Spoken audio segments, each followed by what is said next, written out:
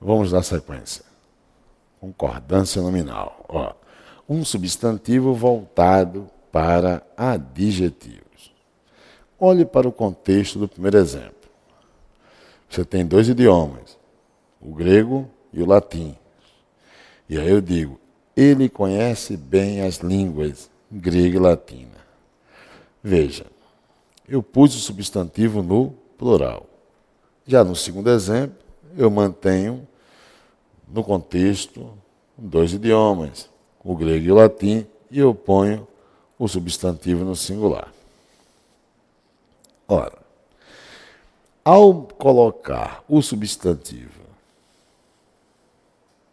no plural, eu não vou poder usar artigo antes do adjetivo latina. Porque se eu puser um artigo antes de latina no primeiro exemplo, vai ficar implícita a palavra língua, mas ela já está no plural. Já no segundo exemplo, por ter posto o substantivo no singular, língua, eu preciso usar esse artigo aqui. Para que fique subentendido aqui, após o artigo, o substantivo língua. E aí você tem, ele conhece bem a língua grega e a língua latina. Não usar esse artigo é cometer erro, sem dúvida. Vamos agora a substantivos em sentido genérico, em sentido amplo, em sentido abrangente. Você observe que os artigos não existem após os substantivos que eu estou grifando. Ok? Quando não se emprega um artigo antes de um substantivo, o substantivo está no sentido genérico, amplo, abrangente. Ok? Ora, do mesmo jeito que existe a concordância verbal, lógica, atrativa e ideológica, a nominal é a mesma coisa. Ora, entre gênero masculino e gênero feminino, quem tem precedência? O gênero masculino. Não é assim? Pois bem, se eu empregar um substantivo no sentido abrangente, a concordância nominal será ideológica. Confira. Cerveja é bom. Eu pergunto, quem é o sujeito? E aí vem a resposta, o que eu grifei é o sujeito. Ok? É o verbo de ligação. E bom vai ser o predicativo do sujeito. Como eu empreguei o sujeito como um substantivo abrangente, sem o artigo, a concordância nominal é com a ideia de abrangência. E claro que masculino e feminino, a abrangência é o gênero masculino. Ok?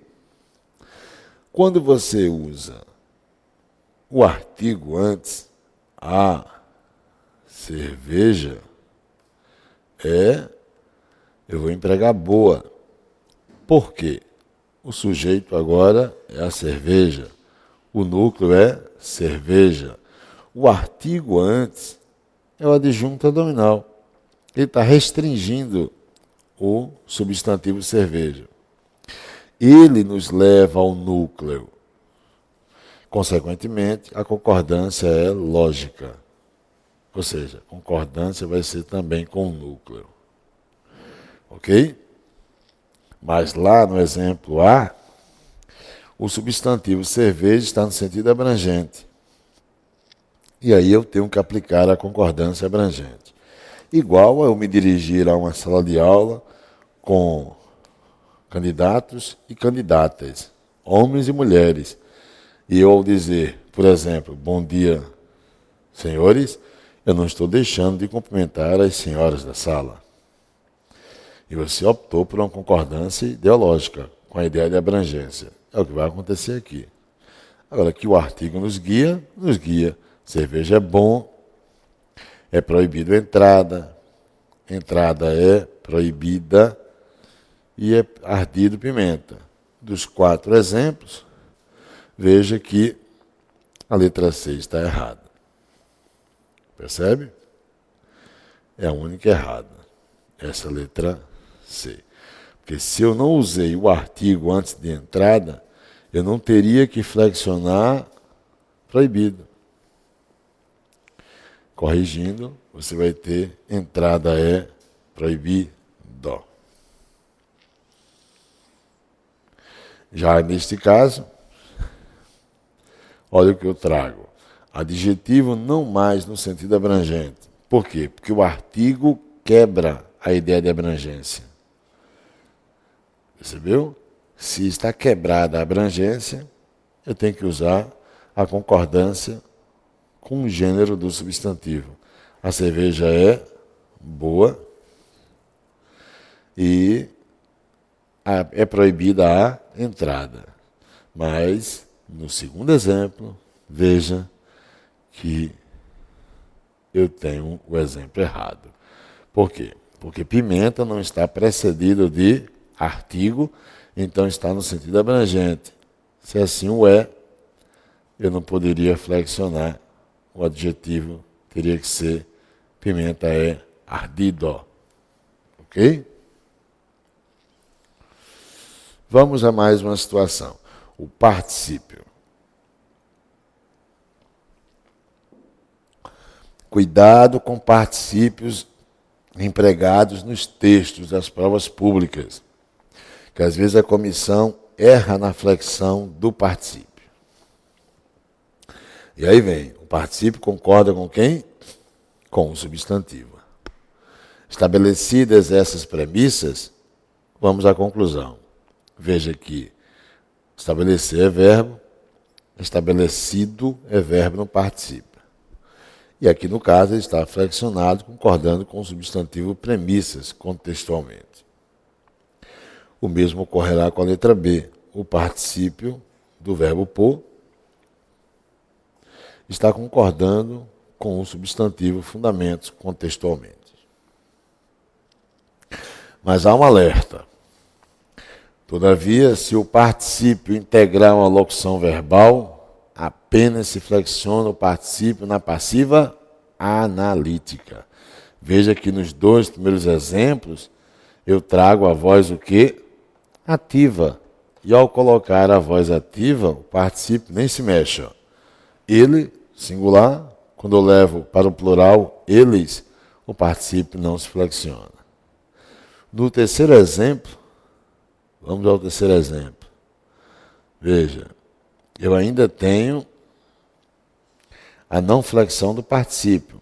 Entregar é verbo. Entregue é o particípio. Mas a voz é o quê? A voz é passiva. Mas é uma passiva o quê? Sintética. E o particípio só varia na passiva o quê? Na passiva, olha o que eu estou pintando de amarelo lá em cima, na passiva analítica. Ele só se flexiona na passiva analítica. É o terceiro e último exemplo da tela. Aliás, o quarto exemplo da tela. Estão sendo elaborados por alguém. Isso é, estão sendo elaborados, é a voz passiva analítica, que é aquela voz passiva onde não aparece o quê? Onde não aparece a partícula apassivadora. No último exemplo, não há a passiva sintética, existe a passiva analítica. E é aí que, sem dúvida alguma, eu vou ter que flexionar o particípio. Tá? Anexo, incluso, apenso e junto. Muito comum você ter isso na literatura específica da língua portuguesa. São adjetivos e vão concordar, claro, com quem se relacionam. Agora, anexo precedido da preposição em não varia. Confira detalhes. Leia.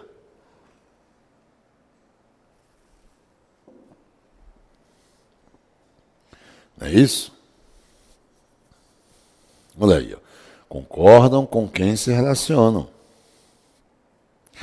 As estatísticas vão anexas concordando com estatísticas. Inclusos concordando com gráficos. É ou não é? Ok? Ó, masculino com feminino, masculino, plural, apensos. Cuidado com esse penúltimo exemplo. Quem é um sujeito? O ofício. O ofício está anexo a algo, a ficha. É ou não é? Então a concordância vai ser com ofício.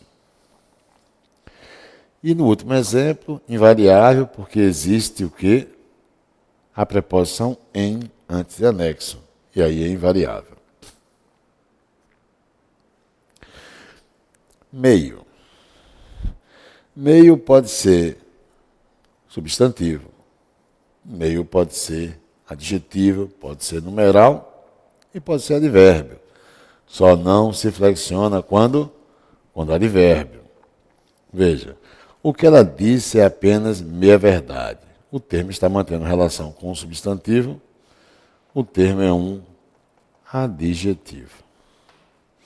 Quem mantiver relação com o substantivo é adjetivo. Ela ficou meio tonta. Agora o termo é um advérbio. Por que advérbio? Que mantém relação com tonta. Tonta é adjetivo. O termo mantém relação com adjetivo é advérbio, não varia. E claro, meio pode ser o quê? Pode ser um substantivo, pode ser um adjetivo, pode ser um numeral e pode ser um advérbio. Só não vai variar quando advérbio. Ao meio-dia e meia, saímos. São numerais. Contextualizo a ideia de metade, né? Ao meio-dia e meia hora. Está implícito aí a palavra hora. Já no exemplo de, ao meio-dia aí, veja o que eu estou grifando. Esse termo indica lugar. E esse aqui vai manter relação com o que indica lugar. Então você tem uma locução adverbial e advérbio mantém relação também com outro advérbio, que é o caso. Eu pergunto, se eu puser uma vírgula antes de defronte, muda ou não muda? Muda. Passaria de ser ao meio-dia e meia, vírgula, defronte à farmácia, vírgula, ficamos. É ou não é? Perfeito.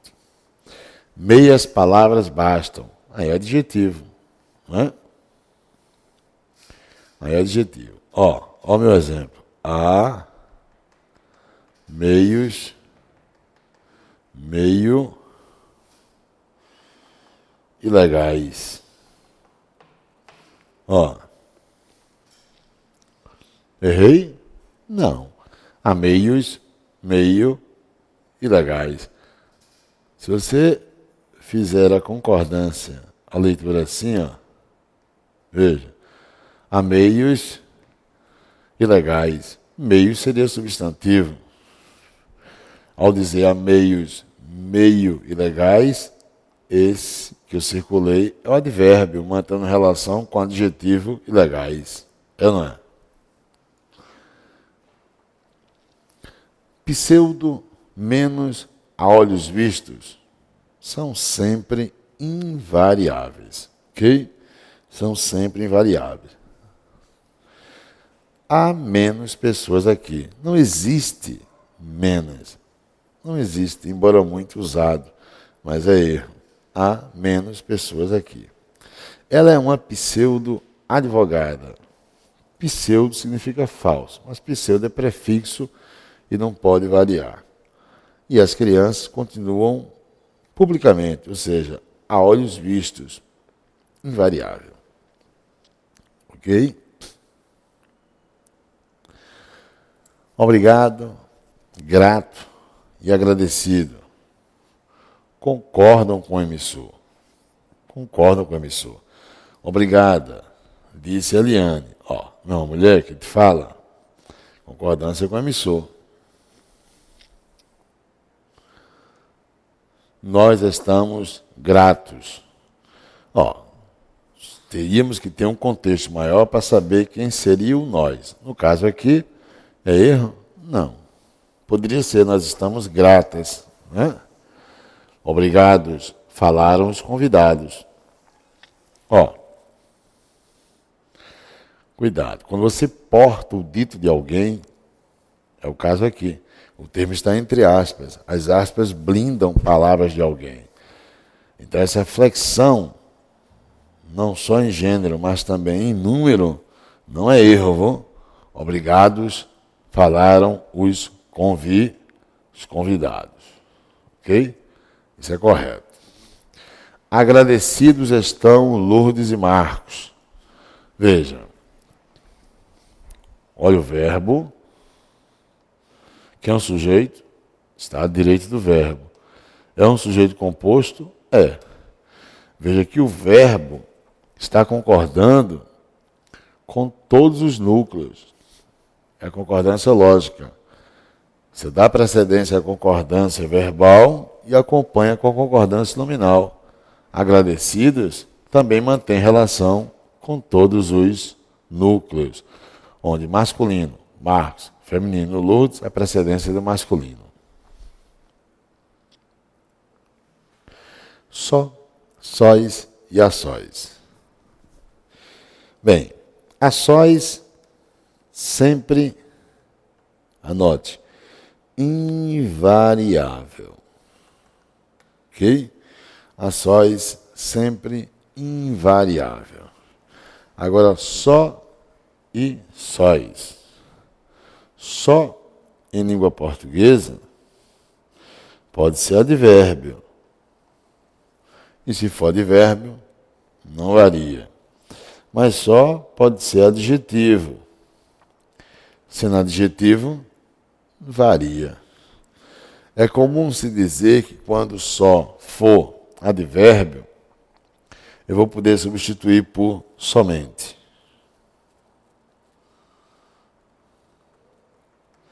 Apenas. Somente. Apenas. Ok? Somente e apenas. E só quando adjetivo, eu vou poder substituir por sozinho. Sozinho. Ok? E aí varia. Bem, veja o primeiro exemplo. Só estamos nós. E veja o segundo exemplo. Só estamos nós. Se eu pegar esse primeiro exemplo, onde eu tenho só estamos nós, eu posso ficar pensando, somente estamos nós, ou sozinhos estamos nós. E aí? Eu vou ter que observar a pontuação. Se for empregada vírgula, foi empregada aqui, no segundo exemplo. Então ele vai ser adjetivo. Se não empregar vírgula, vai ser advérbio. Então, só estamos nós, sem a vírgula é advérbio. Sóis estamos nós, com a vírgula é predicativo. Por quê? Como é que eu venço a ambiguidade? Assim. Tem uma regra que diz, predicativo do sujeito deslocado, a vírgula é obrigatória. Então, essa é a regra geral. É assim que eu vou saber que o segundo exemplo traz o predicativo anteposto. A vírgula sinaliza. E a gente sabe que predicativo tem valor morfológico de adjetivo. No primeiro exemplo, não há vírgula. Então ele vai ser o advérbio. O advérbio de limitação. Ok? Que é o que equivale a somente. Agora, não deslocado, elas estão sóis. O termo vai ser adjetivo. E elas estão a sóis, é a locução adjetiva que não varia. Ok? Agora, Elas estão a sós dá a ideia de companhia. E elas estão sós, estão incomunicáveis. Ok? Permita-me só mais um exemplo. Imagine uma sala A com uma pessoa, uma sala B com duas pessoas. Aliás, com mais uma pessoa. Vamos começar com esses exemplos. Eu vou dizer que elas estão sós nas salas. É isso? Elas estão sós nas salas. Agora, imagine uma sala C com duas pessoas. Via regra geral, vou dizer que elas estão a sós na sala. Perceba que a sós dá a ideia de acompanhado. Mas tudo é contexto. Por que eu digo contexto? Porque se você, veja só, se você empregar neste contexto aqui, ó, imagine, eu vou aplicar uma prova. Eu entrego a prova a todos os candidatos e digo: durante a prova é proibido que vocês fiquem sós ou a sós. É proibido que vocês fiquem a sós. Eu não quero contato. Não é isso? Ou estou viajando e alguém está ao meu lado. Eu quero um pouco de silêncio. Eu vou e digo: durante 15 minutos, eu peço para que nós fiquemos neste carro sós ou a sós. Sós. O espaço é único e pedir que fiquemos sós é pedir emudecimento. É isso? Ótimo. Vamos voltar. Mal com L e mal com U. Veja, mal com L pode ser substantivo. Pode ser substantivo. O mal, os males. Né? E mal com L pode ser advérbio. Mal com U é que vai ser adjetivo. Ok? Veja, conduzimos mal os trabalhos. O termo mantém relação com quem? Com o verbo. Se eu estou vendo uma relação com o verbo, ele vai ser advérbio. Eu não é? No segundo exemplo, eu estou vendo que mal é o adjetivo, porque mantém relação com quem substitui um substantivo, ele. Assim como você encontra em má, mantendo relação também com o pronome pessoal, ela. Então, ele não é mau, mas ela é má. Ok até aí?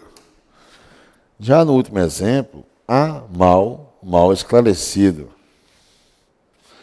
Um é advérbio, o outro é substantivo. E aí?